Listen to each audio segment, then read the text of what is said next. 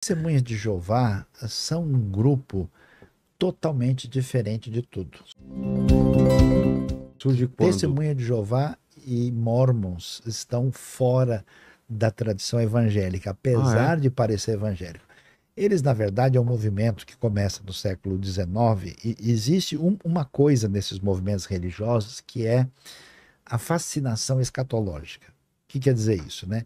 Além desses elementos denominacionais, os grupos, por exemplo, se diferenciaram por teologia, o pessoal que gostava mais da soberania de Deus, da tradição calvinista e da liberdade humana, arminiana. E chega uma hora que o mundo começa a passar por crises muito sérias e difíceis de entender, o pessoal diz o quê? Ih, chegou o fim do mundo. Então, alguns grupos surgiram nessa, vamos dizer, dimensão escatológica da fé. Os adventistas do sétimo dia surgiram assim. E as testemunhas de Jeová foram fundadas por um homem chamado Charles Taze Russell.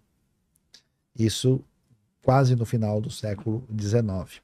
E o que eles entenderam? Primeiro, que eles são um grupo exclusivo, que Deus concorda. A princípio, eles imaginavam que só 144 mil haveriam de ser salvos.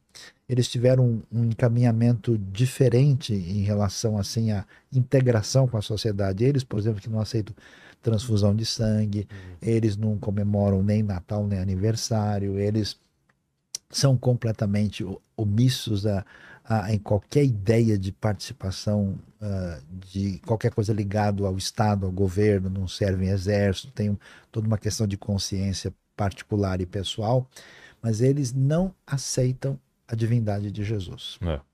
E eles produziram uma versão da Bíblia que só eles aceitam, que é chamado a versão Novo Mundo das Escrituras Sagradas. E nesse sentido, por exemplo, você tem um texto que todas as versões dizem com clareza, no princípio era o verbo estava com Deus, o verbo era Deus, maiúsculo, Jesus. Lá está, em vez de verbo palavra, a palavra era um Deus minúsculo. Então, por causa da rejeição da divindade de Jesus. Por que isso? Então você lembra que isso é primário, né? Isso é um entendimento primário. Então, a partir do momento que rompeu com isso, não é considerado, então. Eles estão, vamos dizer, eles são um grupo para-eclesiástico, para-cristão. Fora, eles estão dentro do Jesus era um homem comum? Jesus é um profeta, um Messias, mas não é divino. Então, e o caminho para a salvação? Então, é Jesus, mas você precisa pertencer à organização e cumprir a sua função dentro da organização que se reconhece somente a si mesmo. Inclusive, eles imaginavam que Jesus ia voltar no começo do século XX. Isso não aconteceu, que foi o mesmo drama dos adventistas do sétimo dia na época do William Miller, né? Quando fundou em 1843. Também entenderam que Cristo voltava e depois tiveram reorganização teológica. Então, os adventistas também são um grupo diferente das Testemunhas de Jeová, diferente dos mormons, mas que também tem uma história limítrofe de estar dentro do contexto evangélico e, ao mesmo tempo, estar num cenário de exclusivismo diferente das demais denominações. E o mormonismo... Porque fazem leituras diferentes da Bíblia? Tem entendimento diferente? Porque parecem dar uma atenção especial à sua figura de maior protagonismo, que era Ellen Goldwhite, que escreveu o livro Grande Conflito, The Great Controversy Between Christ and Satan, e ela acaba, na prática, servindo como grande referência hermenêutica de entendimento da fé. E aí eles também tiveram certas exigências mais ligadas a práticas veterotestamentárias e, no início, eram muito exclusivistas, totalmente separado em relação aos outros. Hoje, o movimento tem mudado bastante, tem dividido, inclusive tem adventistas mais fechados, mais abertos, e tem até adventistas pentecostais, que chama adventista da promessa, né? Agora, o mormonismo é um outro caminho. O mormonismo ele tem uma outra Bíblia, que é o livro de Mórmon. Além do livro de Mórmon, eles têm pérolas de grande valor e doutrinas e convênios. Mas em 2 Nefi 29:10, no livro de Mórmon, está escrito, se vocês têm uma Bíblia, não devem acreditar que a verdade está só nessa Bíblia e que não fiz com que se revelasse mais. Então, a interpretação é que a Bíblia é incompleta.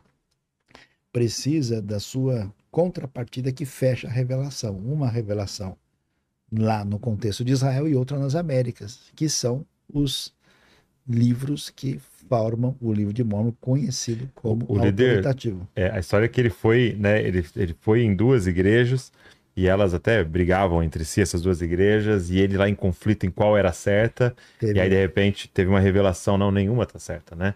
Eu vou te dar a certa, e ele tem um encontro, é o anjo Moroni? Moroni. E dá para ele um livro dourado, né? E tem ali a revelação. E as placas douradas que ele traduz para o inglês, depois o anjo Moroni leva embora. Ninguém nunca viu. E aí fica então essa tradição, tanto os mormons como os testemunhas de Jeová, desenvolve um jeito tão peculiar de ser que eles não estão incluídos dentro daquilo que a gente coloca da tradição cristã, mesmo incluindo católicos, ortodoxos, protestantes e evangélicos, todos estão aí. Esses grupos estão fora dessa sintonia mais fundamental.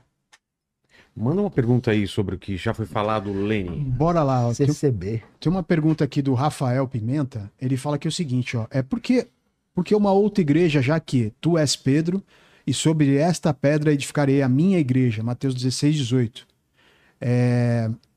Enfim, aí ele manda algumas análises aqui de texto e tal, mas a pergunta base dele é essa, né? Por que tantas igrejas se a igreja foi fundada... As análises de texto são grandes? Ou... Não, ele manda as referências de texto. Eu quero analisar também CL 1:24, que deve ser Colossenses. Então, aí tem um equívoco muito grande, né? Porque quando a pessoa diz sobre Pedro, por a tradição protestante vai dizer, não, Pedro não é Pedro.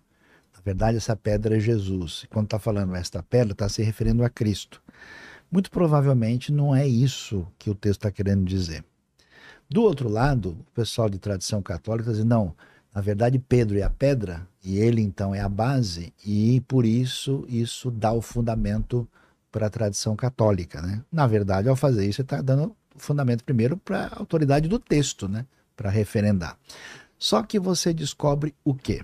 Primeiro, não é verdade que Pedro tem essa autoridade. Quando você chega na igreja de Jerusalém, basta você ler Atos 15, quem está na liderança da igreja é Tiago. Então, Pedro não significa isso que as pessoas estão achando que ele significava. Segundo, Paulo escreve abertamente, eu encontrei o Pedrão, encontrei o Cefas, e eu quebrei o pau com ele, eu resisti na cara, porque quando chegou o pessoal da circuncisão, ele agiu de um jeito. Depois, quando chegaram os outros, ele... Então, quer dizer, que negócio é esse? Você não assume a sua postura como seguidor de Jesus? Então, assim, se é entendido que Pedro tem esse tipo de autoridade, esses outros textos ficam sem sentido. Então, por que está falando de Pedro? Porque Pedro é um elemento representativo daquilo que o Novo Testamento vai chamar de fundamento dos apóstolos. Nenhum dos apóstolos tem valor e poder em si. A palavra apóstolo é uma forma do grego, do verbo apostelo, que significa enviado, e enviado no sentido formal. Missionário, né? Traduz uma palavra hebraica chamada shaliach, que quando você mandava um emissário oficial em nome de alguém importante, esse era o apóstolo. Então, a validade dos apóstolos não está neles, mas está em Cristo Jesus, enquanto eles testemunham daquele que é o fundamento, que é Cristo. Não é nenhum deles, nem Pedro, nem Paulo. Aliás, o texto diz isso. Quem é Pedro? Quem é Paulo? Lá na briga dos coríntios. De novo, tá vendo? Estavam brigando os coríntios. Sempre. E aí, o que acontece? Não dá para usar esse texto à luz dos outros para dizer, ó, Pedro é uma autoridade. Isso, de novo, traz esse espírito coronelístico de pegar um indivíduo, de colocar no centro da coisa, quando, na verdade, o centro está na palavra e na pessoa de Jesus, e não em nenhum indivíduo, nem Davi, nem Salomão, nem Pedro, nem Paulo, nem ninguém. E no contexto ali, Jesus está perguntando para eles, né? Quem vocês dizem que eu sou, né? E Pedro traz essa declaração por revelação do Pai, né? Tu és o Cristo, o Filho do Deus vivo, né? Então, a base de construção de toda a igreja é essa, né? Tu és o Cristo, ou seja, o Messias, Filho do Deus vivo, ou seja, Deus encarnado, né?